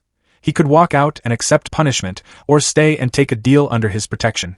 Moments like this made it obvious how easily people traded freedom just to stay safe. Xiao Lin quickly figured out that this guy wasn't simple at all. He was clearly using the situation to get something out of him. Seeing that reaction, Song Jun Lang gave a satisfied smile, then suddenly asked something completely out of place. He asked if Xiao Lin could cook. Xiao Lin just stood there, confused. A second ago it was about getting out of trouble, and now it was about cooking? His thoughts got messy trying to keep up. He remembered all those times he'd lazily watched cooking videos while snacking, but actually doing it himself? That was a different story. Song Jun Lang then explained his condition. He said he'd handle the people outside, but in return, Xiao Lin had to do him a small favor. He'd been wanting to eat beggar's chicken for a long time, and the black chicken in his hand didn't seem too happy about that idea. Xiao Lin hesitated and asked if he really had to cook that right now. Song Jun Lang calmly laid out the options again. Go outside, lose his points, and take the punishment, or stay, cook, and have all his violations wiped clean. Thinking about the points he'd worked together, Xiao Lin clicked his tongue and agreed. Song Jun Lang narrowed his eyes and gave a smug smile, making it clear this was Xiao Lin's own decision. Xiao Lin forced a small, awkward smile, hoping he wouldn't mess things up too badly. Song Jun Lang pointed toward the house, and told him to go inside and stay quiet no matter what. Xiao Lin hurried off, still remembering to thank the same person who had both helped him and put him in this situation. Outside the gate, Chen Yu and his group were already waiting, carrying themselves with the confidence of people used to enforcing rules. Song Jun Lang walked out to meet them, speaking in a relaxed but clearly superior tone as he greeted Chen Yu from the discipline department. Chen Yu adjusted his glasses and explained coldly that the principal's pet had been acting strangely, so they had to inspect the garden right away. By then, the black chicken in Song Jun Lang's hand had gone completely still. Song Jun Lang curled his lip slightly and asked if they had any real reason for this inspection. The exchange between them stayed controlled, but the clash between the two sides was obvious. He stood right at the gate, blocking the way, and mocked the discipline department for poking into other people's business while not handling their own responsibilities properly. One of the team members fired back, saying the logistics department was still under the academy's authority, and they had every right to patrol and deal with violations anywhere on campus. Song Jun Lang's gaze turned cold. He directly called Chen Yu a low-level lackey and told him not to interfere.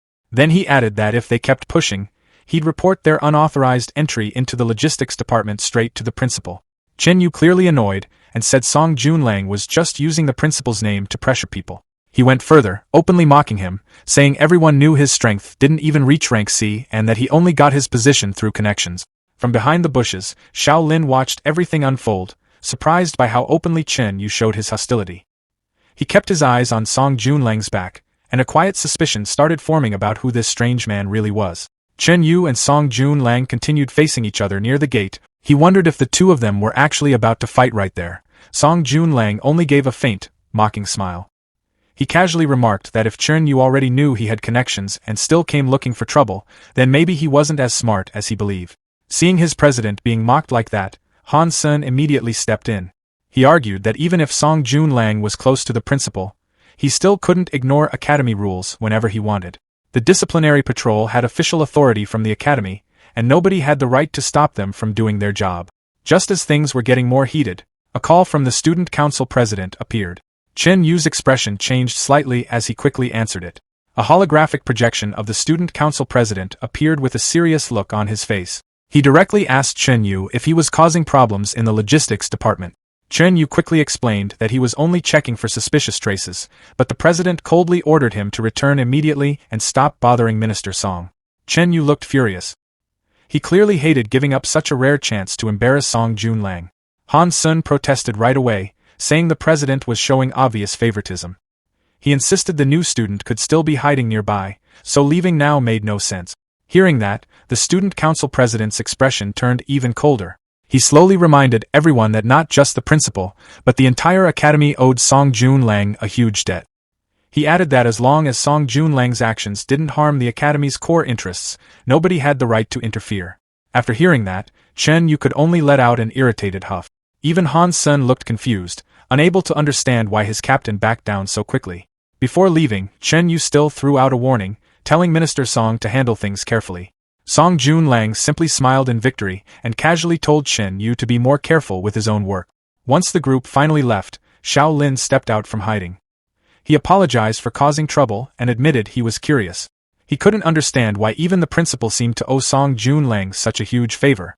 Song Junlang waved the question away casually and told him not to think too much about it. He explained that he and Chen Yu had disliked each other for a long time, and tonight was just another excuse for Chen Yu to stir up trouble. Not wanting to continue talking about academy politics, Song Junlang quickly changed the subject. With obvious excitement, he pulled Xiao Lin along to make clay-baked chicken. Xiao Lin agreed, though he honestly admitted he had no idea if it would taste good. He also asked why Song Junlang liked that dish so much. Song Junlang just laughed and replied that as long as someone cooked it for him, he'd already be happy. The two started preparing the ingredients together. They wrapped the chicken in layers of leaves before covering the whole thing with clay and dirt. As the night grew quieter, the campfire burned with a warm reddish glow that lit up part of the garden. Sitting beside the fire with hot tea in hand, Xiao Lin finally started to relax. Since arriving at this strange academy, it was the first peaceful moment he'd had. 2 hours later, the hardened clay began cracking apart, and a rich aroma spread through the air. Xiao Lin let out a relieved breath. It was his first time cooking something like this, but somehow it actually turned out well. He even started feeling a little proud of himself. Looking at the golden roasted chicken, Song Junlang praised it immediately, saying the smell alone was enough to make anyone hungry. He generously cut off a large piece and handed it to Xiao Lin first. But when Xiao Lin hesitated instead of eating, Song Junlang asked why he was waiting. Xiao Lin wondered why Song Junlang wasn't taking the first bite himself. Song Junlang smiled and explained that seniors shouldn't compete with juniors for food. According to him, the first bite should always go to the chef. Xiao Lin accepted the explanation without much thought. He admitted he'd skipped dinner earlier, so he stopped holding back and took a huge bite. The moment he tasted it, his eyes widened slightly. The chicken was unbelievably tender, and the flavor was far better than he expected. There was even a faint milky fragrance mixed into the taste. It was honestly one of the best things he'd ever eaten. Watching him eat so enthusiastically, Song Junlang quietly asked how it tasted. Then he casually asked if Xiao Lin noticed any unusual reaction in his body. The question sounded strange. Xiao Lin looked confused and replied that nothing special should happen from eating one bite of chicken. But almost immediately after saying that, intense pain spread through his body. Xiao Lin bent over instantly, grabbing his stomach as a burning sensation tore through him. It felt like fire was spreading inside his body, hot enough to melt everything apart. While Xiao Lin struggled in pain, Song Junlang calmly watched him from the side. He even asked whether it hurt badly and whether Xiao Lin felt anything besides pain, telling him to endure it a little longer. At that moment, Xiao Lin realized he'd been tricked. There was definitely something wrong with that chicken. That was why Song Junlang never touched the first bite himself. Sweat poured down Xiao Lin's body as his vision started getting blurry. Just when he felt close to passing out, blazing golden energy suddenly covered his entire body. The pain spread through his blood, through his muscles, through every part of him. Veins bulged across his neck as the burning feeling became even stronger. Eventually, Xiao Lin couldn't hold it in anymore and let out a desperate scream. His body felt like it was overflowing with energy, like it could burst apart at any second. Yet hidden inside that overwhelming pain, Xiao Lin also sensed something strange rising from deep within him, an unfamiliar power surging wildly through his body. Meanwhile, Song Junlang calmly pulled out a notebook and began writing observations down. The file was labeled Hybrid Iron Crown Chicken No. 3 and contained notes about gene activation and physical enhancement effect. As he wrote, Song Junlang quietly muttered that even after multiple rounds of hybrid experiments, the rejection reaction after consumption was still too severe. He concluded that the formula clearly needed more adjustment. Under the clear blue sky, the huge brick academy building stood tall and imposing. Inside, the logistics office looked like complete chaos. Books were stacked everywhere, papers covered every table, and the entire room looked like it hadn't been cleaned in ages. Xiao Lin slowly woke up in bed with a painful groan. His head felt incredibly heavy and dizzy, making him rub his forehead in frustration. Right then, Song Junlang walked into the room wearing a loose white robe. He carried a tray filled with steaming golden food and greeted Xiao Lin cheerfully, saying he was finally awake. The second Xiao Lin saw him, his mood instantly exploded. He sat up and glared at Song Junlang furiously, accusing him of tricking him and treating him like a test subject for dangerous experiment. Song Junlang stayed completely relaxed. Smiling casually, he told Xiao Lin not to overreact. He explained that he had already tested the food on himself beforehand and claimed there had never been any real danger to Xiao Lin's life. Xiao Lin immediately argued back, asking how that counted as no danger when he had nearly died from the pain. He complained that he'd worked too hard to survive this far just to end up dying because of a meal. He even said that if he really died, he wouldn't forgive Song Junlang even as a ghost. Song Junlang just laughed and waved it off. He pointed out that Xiao Lin was obviously still alive and perfectly fine. Then he leaned closer with a mysterious smile and suggested that instead of getting angry, Xiao Lin should check his stat panel first. Xiao Lin narrowed his eyes suspiciously and asked what Song Junlang was trying to pull now. But Song Junlang kept insisting, telling him to trust him this one time because he was definitely going to be surprised. After a short silence, Xiao Lin finally sighed and gave in. Crossing his arms, he activated his holographic interface. Xiao Lin quietly hummed while looking through the numbers. But after reading further, his expression immediately changed in shock. A system notification highlighted the recent update. Strength +1. Constitution +2. Physical attack evaluation upgraded from F- to F. Xiao Lin stared at his own hand before looking back at the glowing panel again, quietly asking how something like this was even possible. His basic physical fitness skill had also risen to level 3. That realization shocked him even more. Not only had his raw stats increased, but his skill level had jumped twice as well. While Xiao Lin was still processing everything, Song Junlang sat nearby rapidly writing notes with a look of pure excitement. A loud laugh escaped him as he celebrated that the experiment had actually succeeded. Xiao Lin looked over and commented that as the person being experimented on, he at least deserved to know what was going on. Pointing at the food, he asked if that ridiculous stat increase came from the chicken. Song Junlang immediately nodded and invited him to sit down properly so they could talk. He explained that the dish was called the hybrid iron-crested chicken, a breed he created by crossbreeding a normal chicken with a creature from the normal world called the iron-crested bird. Leaning forward, Song Junlang suddenly asked if Xiao Lin had ever read transmigration novels. When Xiao Lin said yes, Song Junlang gave him a scenario. He asked how long a primitive human would survive if they suddenly appeared in a modern city. Xiao Lin quickly understood what he meant. He explained that someone from a primitive era wouldn't have the immune system needed for the modern world and would probably die quickly from unfamiliar diseases and bacteria. Song Junlang excitedly said that was exactly the point. He explained that Norma and Blue Star were completely different worlds. Ordinary human bodies simply couldn't adapt to Norma's environment naturally. That was why students weren't allowed into the new world until their second year. Only after reaching certain stat requirements could their bodies safely handle it. Hearing that, Xiao Lin finally understood why the student council president reacted so strongly before when the principal talked about letting freshmen enter early. Song Junlang then revealed that he had gotten the idea of using creatures native to the new world to help students build resistance faster. At first, he tried directly eating creatures from Norma, but the rejection reaction was way too intense. Not only did it fail to improve his stats, it nearly made him seriously ill. Xiao Lin listened with an awkward expression and commented that Song Junlang was honestly terrifying when it came to experimenting on himself. Song Junlang continued explaining that after failing repeatedly, he started researching ways to reduce the body's rejection. Eventually, he settled on crossbreeding and improvement method.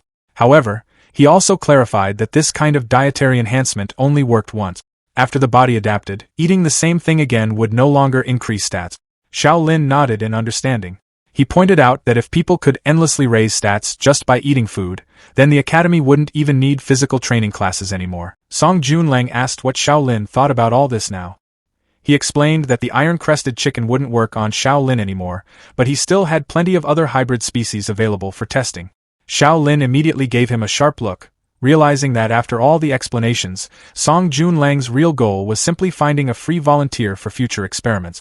Song Junlang only responded with a carefree laugh. In the end, Xiao Lin agreed to help, but only on one condition: none of the experiments could put his life in danger. Song Junlang immediately reassured him and told him not to worry. After that, Xiao Lin decided it was time to head back to class. But before leaving, he casually asked how long he had been unconscious. Song Junlang raised 2 fingers and calmly answered that it had been 2 days. Xiao Lin immediately shouted in shock. 2 whole days? He instantly worried that his credits had probably gone negative because of missing classes. Song Junlang told him to relax. He reminded Xiao Lin that he had connections at the top and explained that the leave had already been approved. From now on, even hanging around the logistics department at night wouldn't be a problem anymore. Hearing that, Xiao Lin finally relaxed and admitted that was good news. As he left, Song Junlang cheerfully waved him off and reminded him to come back again that night. Later, in the academy cafeteria, Gu Xiaoya quietly ate her meal while nearby students argued loudly. Wang Dalin complained in frustration about how ridiculous the whole Xiao Lin situation had become. Han Sun asked if he was still upset about it, mentioning that they had already gotten heavily criticized because of the incident.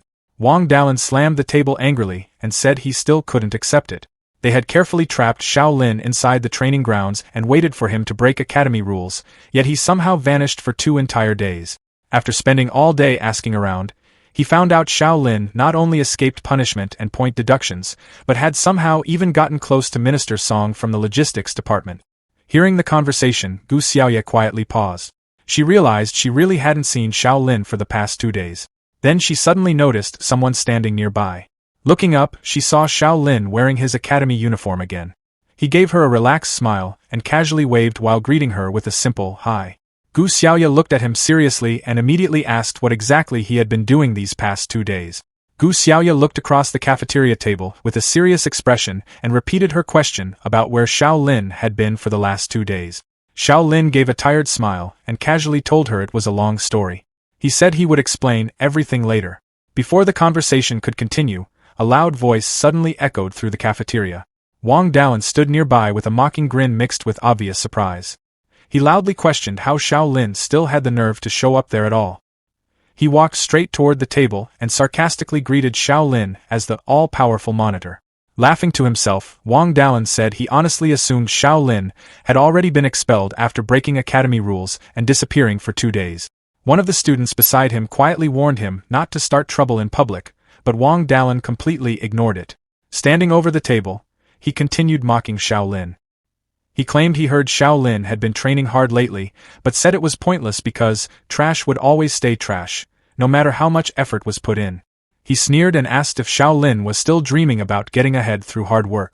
Then he leaned closer and coldly added that no matter whose support Xiao Lin relied on, he would never close the difference in strength between them. Xiao Lin didn't even bother looking up. Instead, he casually picked at his ear and answered with dry sarcasm, saying Wang Dalin sounded really impressive and should definitely keep going. That reaction immediately made Wang Dalin even angrier. He demanded to know what kind of attitude that was and warned Xiao Lin not to get carried away just because he had gotten close to Song Junlang from the logistics department. Pointing directly at him, Wang Dalin declared that strength was the only thing that truly mattered in this academy. Before finally turning away, he threw out one last threat.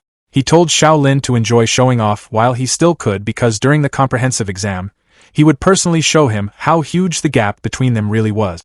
As Wang Dalin walked off, Xiao Lin watched him leave with a confused look and quietly commented that the guy was seriously crazy. Gu Xiaoya, who had stayed calm the entire time, then asked Xiao Lin if he had seen the latest academy notice yet. Xiao Lin asked what she meant, and Gu Xiaoya raised a finger while explaining that the schedule for the first comprehensive exam had changed. Xiao Lin looked surprised and repeated the word changed. Gu Xiaoya nodded and explained that the exam was originally supposed to happen in 3 months, but it had now been moved up to only a month and a half away. The news immediately hit Xiao Lin hard. He lowered his gaze toward the table as his thoughts started racing. His preparation time had just been cut in half. With so little time left, improving enough suddenly felt much harder. He remembered that today's lesson was basic meditation, and he had already missed 2 days of classes.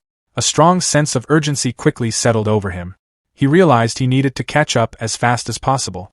At this pace, even passing the assessment might become difficult, not to mention reaching his original goal of placing in the top 3. Xiao Lin hurried toward his basic meditation class, but before he could properly settle down, someone suddenly blocked his path. Standing in front of him was a small girl wearing an oversized purple wizard robe and a pointed hat that looked almost too big for her. A system notification quickly identified her as Li Meiling, a third-year student and the substitute teacher for basic meditation. Li Meiling looked up at Xiao Lin with a sharp glare and immediately asked if he was the Xiao Lin kid. Without waiting for an answer, she instantly started scolding him. She accused him of bullying senior Qing Na, who she called Nana, and causing problems during her swordsmanship class.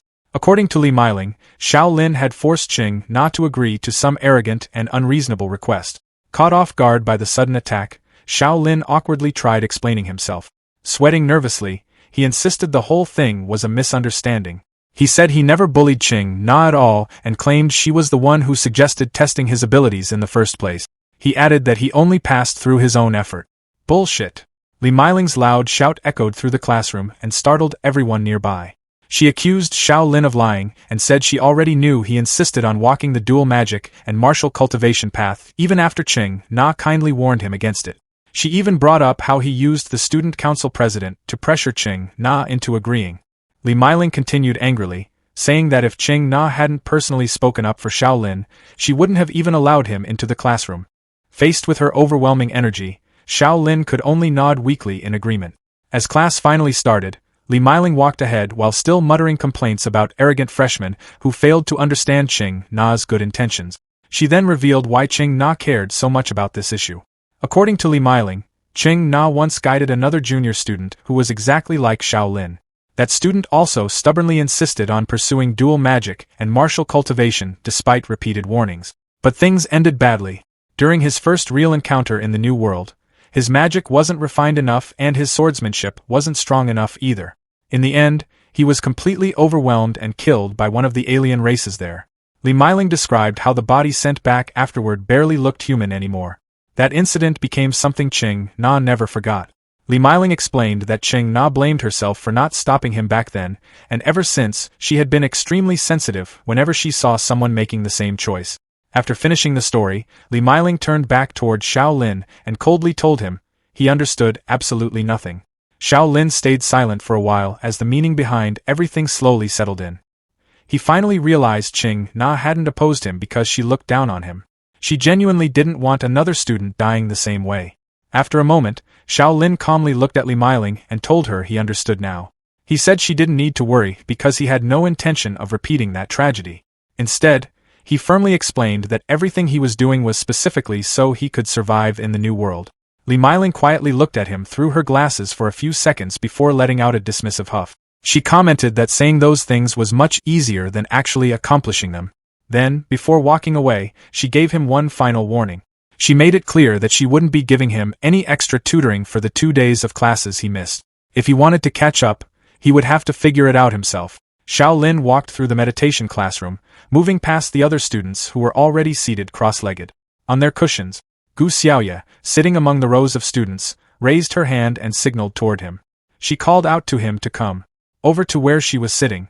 Xiao Lin looked over in surprise. Gu Xiaoye held out a notebook toward him and explained that these were the notes from the last 2 days of classes. Xiao Lin reached out and took the notebook while offering a grateful smile.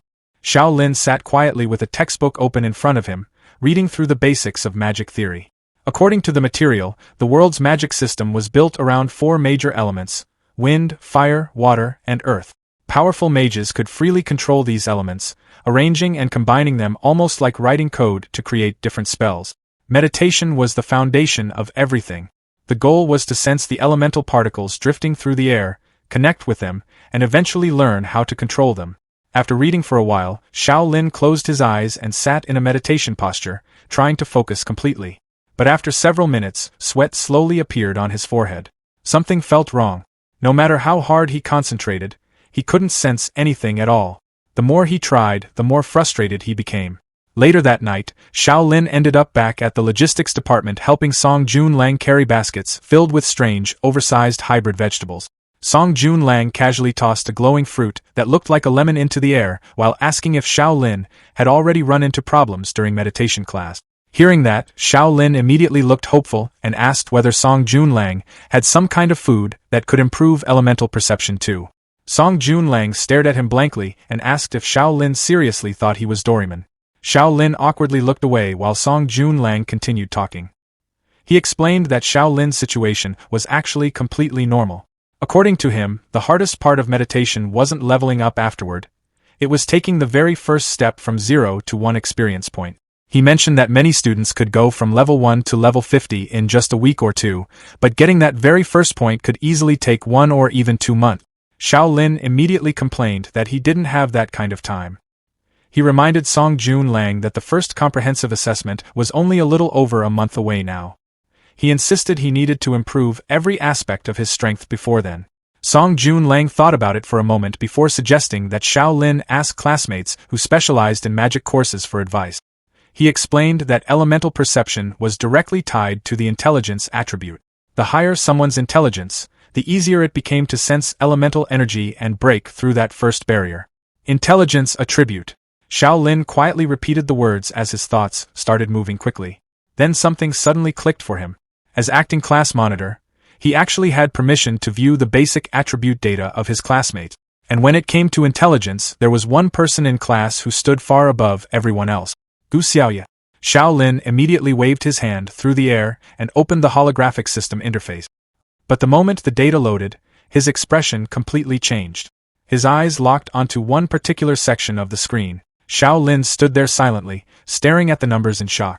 Gu Xiaoya possessed an unbelievably high intelligence stat, but according to the system, she only had 2 years left to live.